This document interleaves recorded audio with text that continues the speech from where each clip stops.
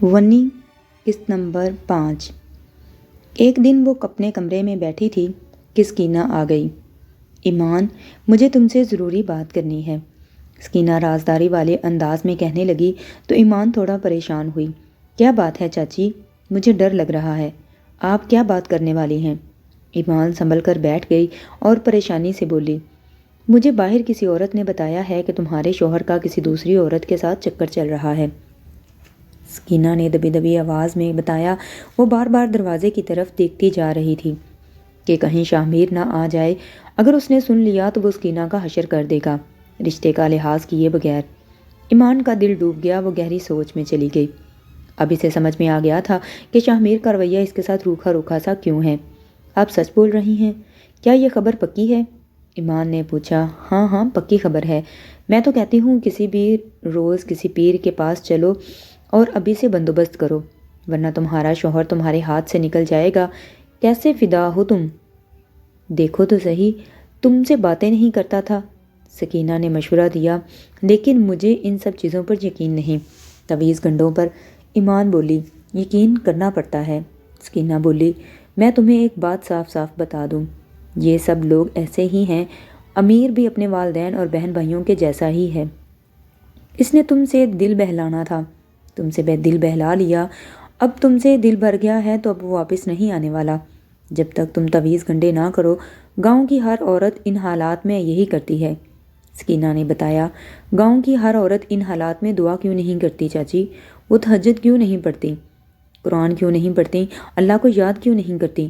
مصیبت پڑنے پر ایک مسلمان کو چاہیے کہ وہ اللہ کو یاد کرے، اور یہ عورتیں سیدھا پیر بابا کے کو یاد کر کے ان کے پاس چلی جاتی ہیں۔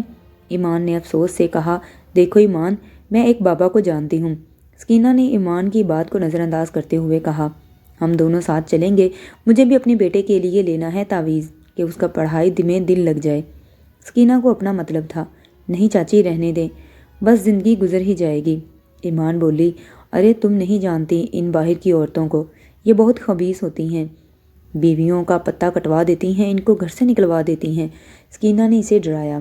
ایمان سوچ میں پڑ گئی، نہیں چاچی، شاہ میر کو پتہ چلا تو وہ مجھے جان سے مار دے گا، میرا گھر سے نکلنا ناممکن ہے، میں کوئی رسک نہیں لینا چاہتی، پہلے ہی زندگی خراب عذاب بنی ہوئی ہے، ایسا کام کروں گی تو پھنس جاؤں گی۔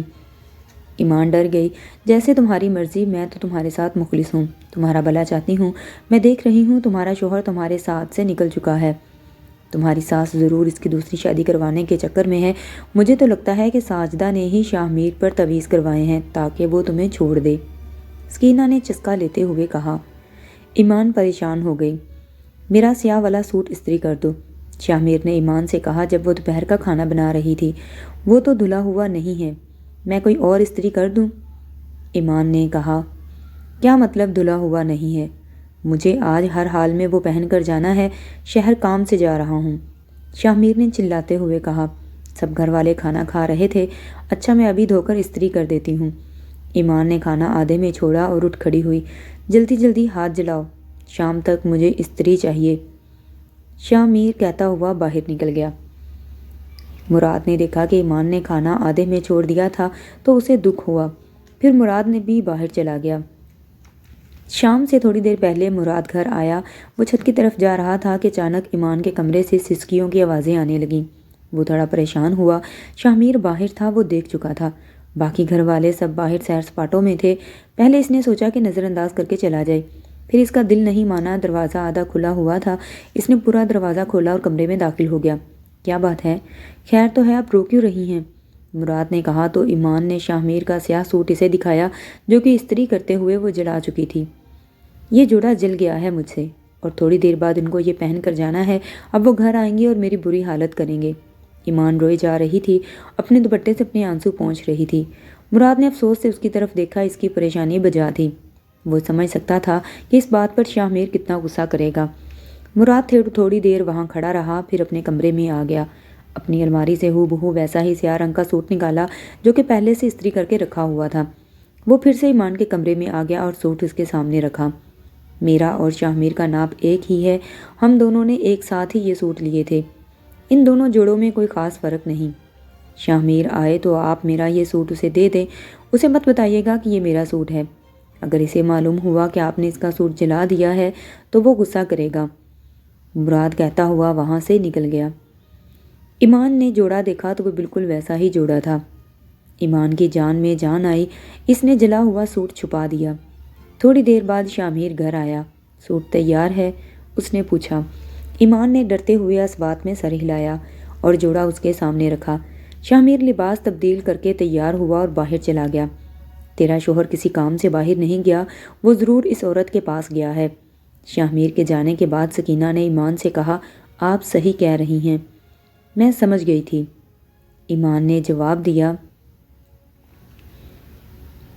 یہ مرغی ہے، میرے دوست آ رہے ہیں، اسے جلدی سے تیار کر دو۔ 1 گھنٹے کے اندر اندر، شامیر نے مرغی والا شاپر اسے پکڑاتے ہوئے کہا اور چلا گیا۔ ایمان نے لکڑیاں اکٹھا کی اور سالن بنانے کے لیے، پھر باقی کا سامان چولہے کے سامنے اکٹھا کیا اور نلکے سے پانی بھرنے چلی گئی۔ واپس آئی تو دیکھا کتا وہ شاپر لے کر بھاگ رہا ہے۔ ایمان اس کے پیچھے بھاگی، لیکن کتا مرغی والا شاپر لے کر بھاگ چکا تھا۔ ایمان کی حالت غیر ہو گئی۔ اگر شامیر کو پتہ چلا تو وہ اس کا حشر کر دے گا۔ وہ رونے جیسی ہو گئی۔ دوپہر کا وقت تھا، گرمی تھی اور ہو کا عالم تھا گھر میں۔ گھر کے کچھ افراد باہر تھے تو کچھ سو رہے تھے۔ ایمان کی کچھ سمجھ میں نہیں آیا کہ وہ کیا کرے۔ اس کے پاس پیسے بھی نہیں تھے کہ مرغی منگوائی، اب وہ نہ ہی اسے لا کر کوئی دینے والا تھا۔ وہ سر پکڑ کر بیٹھ گئی کہ اب کیا کرے۔ اچانک اسے مراد یاد آیا۔ وہ ایک دم سے مراد کے کمرے کی جانب بھاگی اور زور سے دروازہ بجایا۔ مراد جو ابھی ابھی سونے کی تیاری کر رہا تھا، اس طرح دروازہ بجنے پر حیران ہو گیا۔ اس نے دروازہ کھولا تو دیکھا سامنے ایمان کھڑی ہوئی ہے۔ حواس باختہ لگ رہی تھی۔ خیریت؟ مراد نے پریشانی سے پوچھا۔ وہ کتا مرغی لے گیا، ایمان معصوم سی شکل بنا کر کہنے لگی۔ کتا مرغی لے گیا؟ بات سمجھ نہیں آئی۔ مراد کو سمجھ نہیں آیا کہ وہ کیا کہہ رہی ہے۔ شامیر کے دوست آئے تھے، ان کے لیے کھانا بنانا تھا۔ وہ مرغی لے کر آئے اور مجھے کہا کہ 1 گھنٹے کے اندر سالن تیار کرو۔ میں پانی بھرنے گئی تو پیچھے سے کتا مرغی لے اڑا۔ اب ایمان رو دینے کو تھی تو اس میں پریشانی والی کون سی بات ہے؟ مراد نے کہا۔ پھر خود ہی مراد کو یاد آیا کہ شامیر غصہ کرے گا۔ پلیز آپ مجھے کہیں سے بھی مرغی لا کر دے دیں جلدی میں، ورنہ میں مر جاؤں گی۔ ایمان اب رو دینے کو تھی۔ اچھا اب رونا بند کریں، مراد نے کہہ کر اپنی جیب سے موبائل نکالا اور ایک نمبر ڈائل کیا۔ ہاں صدام، جلدی سے 1 مرغی لاؤ میرے گھر فوراً، مہمان آئے ہیں۔ مراد کسی کو فون پر ہدایت دے رہا تھا، پھر اس نے فون کاٹ دیا۔ آ رہی ہے مرغی، مراد نے کہا۔ اس کے چہرے پر مسکراہٹ پھیل گئی۔ ایمان پریشان تھی، لیکن مراد کو ہنسی آ رہی تھی اس کی حالت دیکھ کر۔ اس نے بمشکل اپنی مسکراہٹ کو کنٹرول کیا اور ایمان چولہے کی طرف آئی۔ مراد ابھی تک دروازے کی چوکھٹ پر کھڑا مسکرا رہا تھا، پھر باہر آیا تاکہ جس کو مرغی کا کہا تھا اس سے لے لے۔ وہ اپنی مسکراہٹ چھپانے کے لیے نچلا ہونٹ دانتوں تلے دبا رہا تھا۔ ایمان دیکھ رہی تھی کہ مراد کو اس کی حالت پر مسکرا رہا ہے، لیکن فی الحال اسے غصہ نہیں آ رہا تھا بلکہ وہ پریشان تھی۔ تھوڑی دیر میں صدام مرغی لے کر حاضر ہو گیا۔ یہ لے مرغی، مراد مرغی اس کے سامنے رکھتے ہوئے کہا۔ وہ اتنی پریشان تھی کہ شکریہ کہنا بھی بھول گئی۔ اس نے مرغی لی اور فٹافٹ چلانے لگی۔ جلدی میں سالن تیار کیا۔ 1 گھنٹے بعد شامیر کھانا لینے آیا تو سالن تیار تھا۔ ایمان کی جان میں جان آئی۔ ایک رات ایمان کی طبیعت خراب تھی، سر درد سے پھٹا جا رہا تھا۔ اس نے کمرے میں سے سر درد کی گولی تلاش کی لیکن اسے نہیں ملی۔ پھر اس نے آہستہ سے دروازہ کھولا تو سکینہ سے سر درد کی گولی مانگ سکے۔ وہ چاہتی تھی کہ شامیر کی نیند خراب نہ ہو۔ وہ جانتی تھی سکینہ بھی ابھی سو رہی ہوگی۔ اس نے دیکھا سکینہ نے دروازے میں کنڈی لگا رکھی ہے۔ وہ مایوس ہو کر واپس جانے لگی۔ پھر اسے پیاس محسوس ہوئی تو وہ پانی کی غرض سے باہر مٹکے تک آئی۔ مٹکے سے پانی بھرا اور چارپائی پر بیٹھ کر آرام سے پانی پینے لگی۔ ساجدہ کی اچانک آنکھ کھل گئی۔ اس نے کھڑکی سے باہر جھانکا تو دیکھا کہ آدھی رات کو ایمان باہر کھڑی ہوئی ہے۔ اسی پل کوئی دیوار پھلانگ کر چور گھر میں داخل ہوا۔ وہ شاید چوری کی نیت سے کسی اور گھر میں جا رہا تھا، لیکن بھول میں یہاں آ گیا۔ جیسے ہی اس نے دیوار پھلانگی آواز سن کر ایمان نے چونک کر دیکھا تو دور دیوار کے پاس کوئی کھڑا ہوا نظر آیا۔ ساجدہ کی نظر بھی اس چور تک گئی۔ کون ہے؟ ساجدہ نے زور زور سے چلانا شروع کیا تو چور بھاگ گیا۔ ساجدہ ایک دم سے باہر نکلی۔ شاہ میر اور مرید بھی ساجدہ کی چیخیں سن کر باہر آ گئے۔ کیا ہوا اماں؟ اور ایمان، تم اتنی رات کو باہر کیا کر رہی ہو؟ شاہ میر نے پوچھا تو ایمان کو اپنے پیروں سے جان نکلتی ہوئی محسوس ہوئی۔ ایمان کی جان تو پیروں سے نکلتی جا رہی تھی۔ کیا ہوا ہے چاچی، آپ چیخ کیوں رہی ہیں؟ مراد نے پوچھا۔ میں نے دیکھا کوئی آدمی دیوار پھلانگ کر آیا ہے، ساجدہ نے بتایا۔ تم بتاؤ ایمان، تم آدھی رات کو یہاں باہر کیا کر رہی تھی؟ شاہ میر نے غصے سے کہا، ابھی بھابھی کی تفتیش چھوڑو اور چور کو تلاش کرو۔ مراد نے غصے سے کہا اور اندر سے پستول لے کر آیا۔ شاہ میر نے بھی اپنا پستول اٹھایا اور گھر کے چاروں اطراف کی تلاشی دینے لگے۔ یہاں تو کوئی بھی نہیں ہے، مراد نے کہا، میں نے خود اپنی آنکھوں سے دیکھا تھا۔ ساجدہ بولی، کہیں تم نے تو نہیں کسی کو بلایا ایمان؟ شاہ میر نے غصے سے پوچھا، یہ آپ کیسی باتیں کر رہے ہیں؟ میں ایسا کیوں کروں گی؟ میں تو پانی پینے کے لیے آئی تھی، ایمان نے ڈرتے ہوئے کہا۔ شاہ میر تمیز سے بات کرو، ہمیشہ ہی کٹیاں باتیں کرتے ہو۔ مجھے تمہاری یہ عادت بالکل بھی پسند نہیں، ذرا لحاظ نہیں ہے تم میں، مراد نے غصے سے کہا۔ سوچنے والی بات ہے مراد، یہ کیوں آدھی رات کو باہر کھڑی تھی؟ اس وقت کوئی کیوں دیوار پھلانگ کر آیا؟ وہ تو میں نے چیخ ماری تو وہ بھاگ گیا، ہو سکتا ہے شاہ میر سچ کہہ رہا ہو۔ ساجدہ بولی، مجھے پیاس لگی تھی، میں بس پانی پینے آئی تھی، اور میں کس کو بلاؤں گی؟ میں نے تو آج تک گھر سے باہر قدم نہیں نکالا، گاؤں میں تو کوئی مجھے جانتا بھی نہیں۔ ایمان کہہ کر رونے لگی، اس گاؤں میں نہیں جانتا، لیکن تمہارے اپنے گاؤں میں تو بہت سارے لڑکے تمہیں جانتے ہوں گے، اور ہو سکتا ہے وہاں سے کوئی آیا ہو تم سے ملنے۔ ساجدہ نے شاہ میر کے شک کو مزید ہوا دی۔ شاہ میر کا غصہ مزید بڑھ گیا، اس نے ایمان کو مارنا شروع کر دیا۔ مجھے ہمیشہ سے میرے دوست کہتے تھے کہ تمہاری بیوی بد کردار ہے، لیکن میں نے ہمیشہ تمہاری طرفداری کی، اپنے دوستوں سے لڑتا رہا، ان سے بات بند کی، ان کے ساتھ بیٹھنا چھوڑ دیا، لیکن آج مجھے لگ رہا ہے کہ وہ صحیح کہہ رہے تھے، تم واقعی بد کردار ہو۔ شاہ میر اسے لاتوں سے مار رہا تھا۔ مراد نے آگے بڑھ کر شاہ میر کو قابو کیا۔ مراد نے شاہ میر کے جسم کو تو قابو کر لیا تھا، لیکن اس کی زبان کو قابو نہیں کر سکا۔ ایمان، میں تمہیں طلاق دیتا ہوں۔ شاہ میر نے جب تیسری بار بولا تو ایمان سکتے میں چلی گئی۔ یہ کیا کر دیا شاہ میر تم نے؟ ساجدہ نے اپنے منہ پر ہاتھ رکھتے ہوئے حیرانی سے کہا۔ شاہ میر اب نڈھال سا چارپائی پر گرنے کے انداز میں بیٹھ گیا اور لمبی لمبی سانس لینے لگا۔ وہ کمرے میں چلا گیا اور دروازہ زور سے بند کر دیا۔ ایمان ابھی تک مٹی میں گری ہوئی تھی۔ مراد افسوس سے اس بیچاری کو دیکھ رہا تھا۔ ساجدہ کی بھی بولتی بند ہو گئی۔ عجیب سی خاموشی فضا میں پھیل گئی، کسی کو کچھ سمجھ نہیں آ رہا تھا کہ کیا بولے۔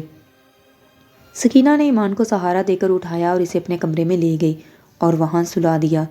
صبح ہوتے ہی یہ خبر پھیل گئی کہ 2 چور گاؤں میں آئے تھے اور 2 بھینسیں چرا کر لے گئے۔ گاؤں والوں کا کہنا تھا کہ وہ چور کافی گھروں میں گھومتے رہے بھینسوں کی تلاش میں، بلاخر شکور احمد کے گھر سے بھینسیں چوری کر کے لے گئے۔ اس کا مطلب رات واقعی چور تھے، ایمان بے قصور تھی، سکینہ نے کہا۔ کمرے میں ساجدہ، سکینہ، مراد اور شاہ میر کی میٹنگ چل رہی تھی۔ رات ہونے والے واقعات کا صرف ان کو پتہ تھا، باقی گھر والوں کو بتانے سے ساجدہ نے سختی سے منع کیا تھا۔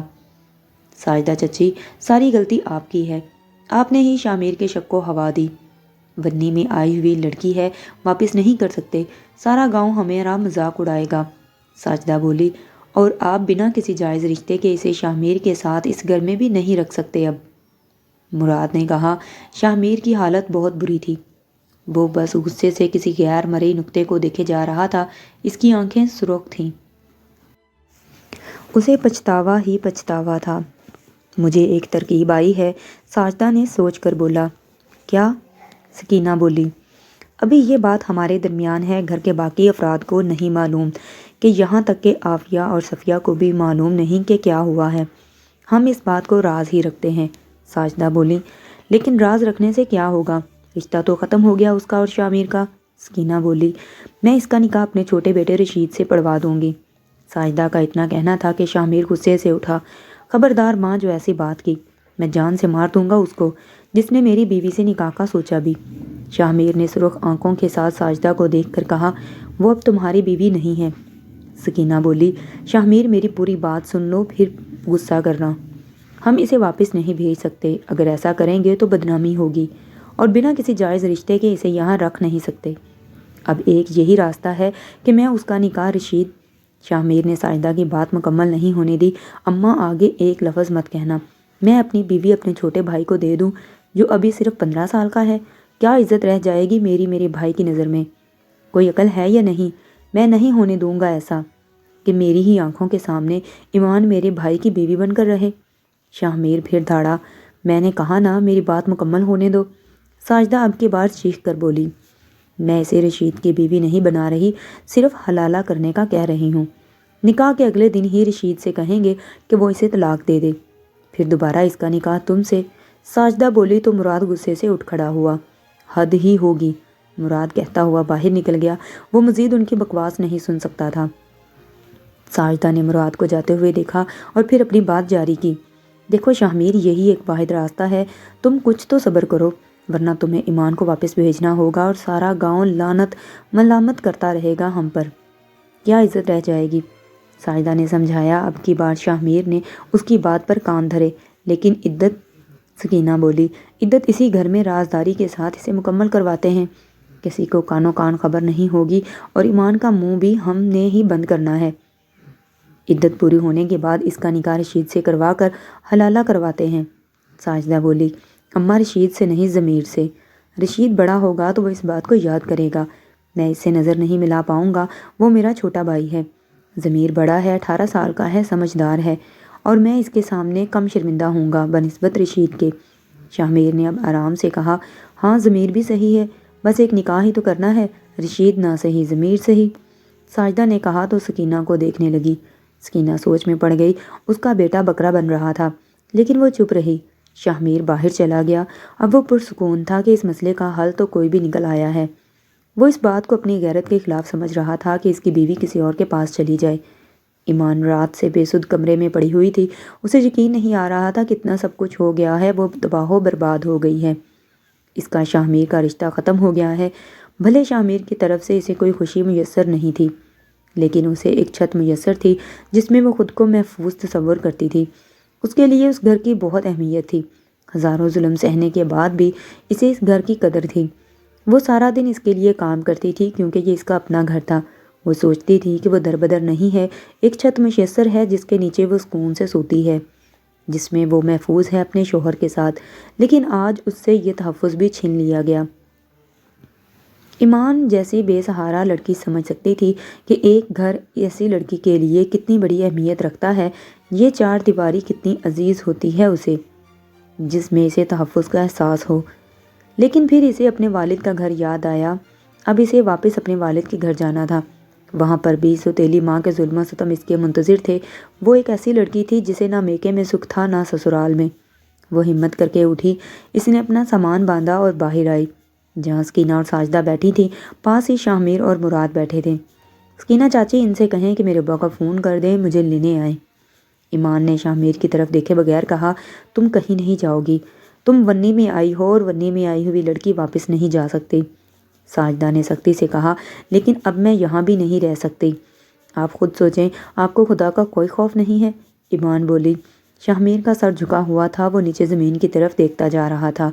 اس کی آنکھیں ابھی بھی غصے سے سرخ تھیں، مگر وہ چپ چاپ بیٹھا تھا۔ وہ چاہتا تھا کہ ساجدہ ایمان سے بات کرے، شاید وہ ایمان سے نظریں نہیں ملا پا رہا تھا۔ تم اسی گھر میں اپنی عدت گزارو گی اور عدت کے بعد تمہارا نکاح ہم ضمیر سے پڑھا دیں گے۔ ساجدہ سختی سے بولی، آپ سے کس نے کہہ دیا کہ میں ایسا کرنے پر راضی ہو جاؤں گی؟ ایمان بولی، تمہارا باپ بھی راضی ہوگا۔ شاہ میر ایک دم کھڑا ہوا۔ شاہ میر، آرام سے بیٹھ جاؤ، مجھے بات کرنے دو۔ ساجدہ نے بیٹے کو آنکھیں دکھائیں اور اٹھ کر اس کے قریب آئی، اس کے کان میں سرگوشی کی۔ میں اسے آرام سے قائل کروں گی، تمہارا غصہ پھر سے سب کچھ بگاڑ دے گا، بہتر ہے تم چلے جاؤ یہاں سے۔ ساجدہ نے ہلکی آواز میں اس کے کان میں کہا۔ شاہ میر نے ایک نظر اپنی ماں کو دیکھا، پھر کچھ سوچ کر وہاں سے چلا گیا۔ سنو لڑکی، اگر تم واپس جانا چاہتی ہو تو پھر ٹھیک ہے، اپنے باپ سے کہو کہ ہمیں خون بہا کے بدلے 30 لاکھ روپے بھیج دے، ورنہ پھر اپنے بیٹے کی جان کی قربانی دے دے۔ ساجدہ نے کہا، تم شاہ میر کے غصے سے واقف ہو، اگر تم واپس چلی گئیں تو وہ یقیناً تمہارے باپ اور بھائی کو مار دے گا۔ ساجدہ نے مزید ڈرایا۔ مراد نے ایک نظر ساجدہ پر ڈالی اور پھر وہ بھی وہاں سے چلا گیا۔ پتہ نہیں کیا خناس بھرا ہے ان عورتوں کے دماغ میں۔ مراد زیر لب بڑبڑاتا ہوا باہر چلا گیا۔ میں ہرگز کسی اور سے نکاح نہیں کروں گی اور نہ ہی تو اس گھر میں رہوں گی۔ میں کمزور نہیں ہوں، پہلے جتنا ظلم سہا یہ سوچ کر کہا کہ اپنے شوہر کے گھر میں ہوں۔ یہاں کی آدھی عورتیں یہ سوچ کر ہی سسرال کے مظالم برداشت کرتی ہیں کہ وہ اپنے شوہر کے گھر میں ہیں، لیکن اب جب شوہر ہی نہیں رہا تو میں کیوں آپ لوگوں کی بات مانوں؟ ایمان نے کہا، کیونکہ تمہیں اپنے بھائی کی جان بچانی ہے۔ ساجدہ نے کہا، اسے حیدر یاد آیا۔ حالانکہ اس کا حیدر سے کوئی خاص جذباتی تعلق نہیں تھا، لیکن وہ شاہ میر کو بھی جان گئی تھی۔ آپ لوگ مجھے میرے والد کے گھر چھوڑ آئیں، پھر ابو جو فیصلہ کریں گے وہی میرا فیصلہ ہوگا۔ ایمان نے کہا، سکینہ اسے میری زبان سمجھ میں نہیں آ رہی، اسے تم اپنی زبان میں سمجھاؤ۔ ساجدہ نے کہا اور وہاں سے اٹھ کر چلی گئی۔ سکینہ اسے اپنے کمرے میں لے آئی۔ دیکھو ایمان، یہ وقت سمجھداری کا ہے، تم ہر پہلو پر غور کرو تو تمہیں ساجدہ کی بات صحیح لگے گی۔ سب سے پہلی بات یہ تھی کہ تمہاری واپس جانے سے تمہارے میکے والوں کو نقصان ہوگا، یا انہیں مالی نقصان اٹھانا پڑے گا یا جانی نقصان۔ تم شاہ میر کو جانتی ہو۔ دوسری بات یہ کہ تم ونی میں آئی ہو اور یہ سرداروں کا فیصلہ تھا، واپس جا کر شاید ہی کوئی اور شخص تم سے شادی کرنے پر راضی ہو۔ شاہ میر نے غصے میں وہ سب کہا تھا، یہ تو شکر کرو کہ اس نے الزام لگا کر تمہیں قتل نہیں کیا غیرت کے نام پر، ورنہ لوگ گاؤں میں عورتیں ایسے ہی الزام پر قتل کر دیتے ہیں۔ وہ شاید یہ سب نہیں چاہتا تھا، لیکن غصے میں کہہ بیٹھا، تم عدت کا وقت یہاں پر آرام سے گزار لو، ہم تمہارا حلالہ کروا کر واپس شاہ میر سے تمہارا نکاح کروا دیں گے۔ سب کچھ پہلے جیسا ہو جائے گا، وقت کے ساتھ ساتھ تم بھی یہ سب بھول جاؤ گی اور شاہ میر بھی بھول جائے گا۔ ابھی ہمارے علاوہ کسی کو یہ معلوم نہیں، تم سمجھداری سے کام لو۔ تم واپس شاہ میر کے پاس آ جاؤ گی اور سب صحیح ہو جائے گا، پھر سب بھول جائیں گے اس واقعے کو۔ میری بات یاد رکھو، شاہ میر تمہیں جان سے مار دے گا لیکن تمہیں واپس نہیں بھیجے گا، تم اس کا حال دیکھ چکی ہو۔ بس تمہیں تھوڑی سی قربانی دینی ہوگی اور پھر تم اور شاہ میر دوبارہ سے ایک ساتھ رہنے لگو گے۔ تم دل پر ہاتھ رکھ کر بتاؤ، کیا تم واپس شاہ میر کی نہیں ہونا چاہتے؟ سکینہ کے سوال پر ایمان نے اسے زخمی نظروں سے دیکھا۔ ایمان نے بھی حالات کے آگے ہار مان لی، لیکن یہ راز نہیں رہ سکا۔ شاہ میر نے ہمیشہ کی طرح اپنے دوستوں کو بتا دیا اور اس کے دوستوں نے اس کا یہ راز فاش کر دیا۔ مجھے تم لوگوں سے یہ امید نہیں تھی۔ میں نے تم لوگوں کو دوست سمجھ کر اپنا راز بتایا اور تم لوگوں نے سارے گاؤں میں ڈھنڈورا پیٹ دیا۔ شاہ میر نے اپنے دوستوں سے شکوہ کیا، تم کیوں پریشان ہوتے ہو؟ تمہارے لیے لڑکیوں کی کمی تھوڑی ہے، تم کسی سے بھی شادی کر سکتے ہو، چھوڑ دو اس لڑکی کی جان۔ قاسم نے کہا، دوسری شادی تو میں ضرور کروں گا، لیکن ایمان کی ملکیت نہیں کھونا چاہتا، وہ ونی میں آئی ہے اور میں اسے واپس نہیں بھیج سکتا۔ شاہ میر نے کہا، اسے شدت سے اب ایمان کے عدت ختم ہونے کا انتظار تھا۔ مراد کمرے میں لیٹا ہوا تھا کہ اسے کھڑکی کے باہر سکینہ اور ساجدہ کی باتوں کی آوازیں آنے لگیں۔ ان دونوں کو لگ رہا تھا کہ شاید مراد چھت پر ہے۔ ویسے ساجدہ، مجھے یہ بات سمجھ نہیں آ رہی کہ تم ایمان کو پسند نہیں کرتی ہو اور تم چاہتی تھی کہ شاہ میر اسے چھوڑ دے، لیکن اب تم کیوں باضد ہو کہ وہ اسی گھر میں رہے؟ حالانکہ تمہاری جان بھی اس سے چھٹ گئی ہے، تم چاہو تو اسے واپس بھیج سکتی ہو۔ سکینہ کے ذہن میں کب سے یہ بات کھٹک رہی تھی، آج اس نے ساجدہ سے پوچھ ہی لیا۔ ساری بات سمجھداری کی ہے۔ پہلی بات تو یہ کہ مجھے اس عرصے میں اندازہ ہو گیا ہے کہ ایمان بے زبان ہے۔ دوسرا یہ کہ وہ گھر کا سارا کام کرتی ہے، صفائی کرنا، کھانا بنانا، کپڑے دھونا۔ تیسری بات یہ کہ شاہ میر بھی اب اس سے ویسے محبت نہیں کرتا جیسے پہلے کرتا تھا۔ اگر میں نے شاہ میر کی شادی کسی اور سے کروائی تو ضرور وہ لڑکی طاقتور ہوگی، تیز ترین ہوگی، گھر کا کوئی کام نہیں کرے گی اور شاہ میر کو اپنے قابو میں کر لے گی۔ اس کی زبان بھی 10 گز کی ہوگی کیونکہ وہ ونی میں نہیں ہوگی۔ میں نے بہت سوچنے سمجھنے کے بعد یہ فیصلہ کیا ہے کہ میں شاہ میر کی دوسری شادی نہیں کروں گی۔ ایمان کا حلالہ کروا کر اس کی شادی شاہ میر سے کرواؤں گی تاکہ ایمان یہ گھر سنبھالے اور میرے قابو میں رہے۔ دوسری لڑکی آئی تو وہ شاہ میر کو الگ کر لے گی، ساری زمینوں کا خرچہ اپنے قبضے میں کروا لے گی، ہم لوگ بھوکے مر جائیں گے۔ ساجدہ کی بات سن کر سکینہ حیران ہو گئی، اس نے واقعی لمبی سوچی ہوئی تھی۔ اپنی بیٹیوں کی زبان نہیں دیکھتی یہ عورت جو 10 گز کی ہیں، سکینہ نے دل میں کہا۔ کمرے میں لیٹے ہوئے مراد نے ساجدہ کی ساری باتیں سن لی تھیں۔ جی تو دوستو، کہانی اپنے اختتام کی طرف جا رہی ہے۔ کہانی کا 5واں حصہ آپ کو کیسا لگا مجھے کمنٹ سیکشن میں ضرور بتائیں۔ ویڈیو اچھی لگی ہو تو میرے چینل کو سبسکرائب کریں، میرے ویڈیو کو لائک کریں، شیئر کریں، دعاؤں میں مجھے یاد رکھیں، اپنا بہت سا خیال رکھیں۔ ملتے ہیں پھر بہت جلد ایک نئی ایپیسوڈ کے ساتھ، تب تک کے لیے اللہ حافظ۔